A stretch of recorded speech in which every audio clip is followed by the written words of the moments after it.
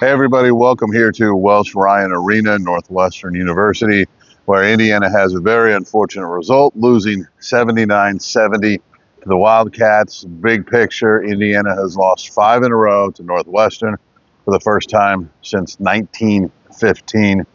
Obviously, easy math, 110 years. Very troubling, certainly, stretch for Indiana. Going back 4 years. That's certainly a big concern for the Hoosiers from a big picture standpoint. Tough game for them overall. Defensively, solid first half. Neither team was really good in the first half offensively. Northwestern comes out, I think it was 9 of 14 from 3 in the second half. They had a 13-0 run, got the lead up to double figures. Indiana made a run at the end, but Northwestern was able to close out the game. A number of really good performances from Northwestern. Trevor, just what were the things that kind of stood out to you, first of all, from this game? Going back to the first half, where Northwestern doesn't score a field goal for the final, 9:35 of the half, and IU takes the lead into the halftime, but they aren't able to separate themselves during that stretch. Northwestern only makes 2 free throws in over 9 minutes, and IU cannot build like a double-digit lead where, you have some wiggle room in the second half, some breathing room. If Northwestern catches fire like they did, you're still in the lead because you gave yourself that bumper in the first half, but they did not take advantage of it. It was hit and miss offensively. They did a lot of good things through Umar Baldo, where Northwestern is a team that doubles the post. IU evidently knew that and had a good game plan against it. Baldo saw the floor and executed passes really well, finishing with 7 assists for a center. Really showed off his vision and passing skills tonight. But I thought that first half stretch where Northwestern couldn't score and IU couldn't really take full advantage of it was really separated or decided the game overall. Yeah, that was certainly a key stretch. And again, when your opponent doesn't make a basket for 9 minutes and 35 seconds, and I think, like you said, I think it was only 2 free throws that they made for. So that's basically, half of the first half. They get 2 free throws. Also known as quarter of the game. That's true. It would be a quarter of a game. It would be a quarter of a game.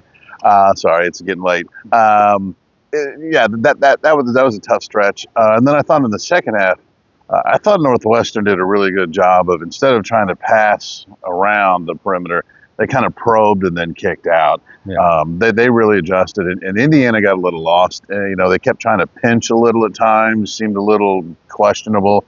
Your thoughts on Northwestern just getting hot there, really the first 5-6 minutes of the second half? Yeah, you could see coming out of the locker room that the game plan was to attack the rim and work from there. Nick Martinelli put his head down on the first possession, got to the rim, scored, and that kind of set the tone for Northwestern the whole half. Once IU started collapsing on them, they started, kicking out for threes. Jalen Leach had a huge second half, hit 3 threes. I thought the big thing also was Northwestern has 2 really good three-point shooters, Ty Berry and Jalen Leach. Ty Berry goes crazy, hits 7 threes. You let Leach hit 3 in the second half. I mean, those are the 2 guys you cannot give space to, and IU kept losing them and giving them space all night, and they took advantage of it. Yeah, I think they 10 combined threes in the second half, right? Overall. Overall, yeah.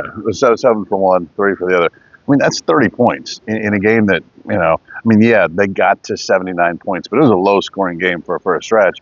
And the 2 guys that are going to hunt threes, you just have to stay with them. You almost put in special rules, like do not leave. Okay, just don't leave this guy. If somebody else drives, okay, they get a 2, whatever. Don't leave the guys who are going to make threes, and especially who are going to hunt threes. I mean, it's what they do. So that was certainly a big issue for Indiana in this game. Umar Ballo did have a good game. He played really well. He played really hard. His offensive rebounding was good. Like you said, his passing was good. But really for Indiana, it's another tough loss in a season where things are slipping, and they've got Maryland at home. Then it's at Purdue, at Wisconsin, I believe. It's a tough stretch. Just what are your thoughts on where Indiana is right now, especially when you look at they've only got 2 quad 1 wins. We're now into late January. They only got 2 quad 1 wins. They're in the 60s or so in the net. What are your thoughts on where they are? And are there things they can do moving forward to salvage this?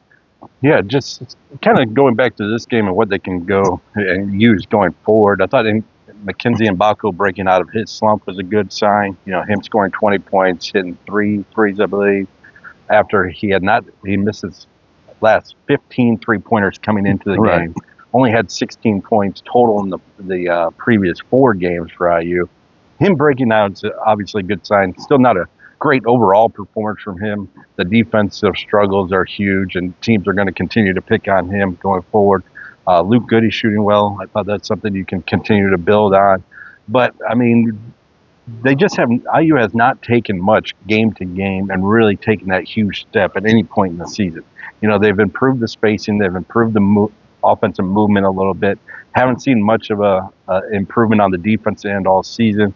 I thought they got lucky in the non-conference where teams just missed open threes. Yeah.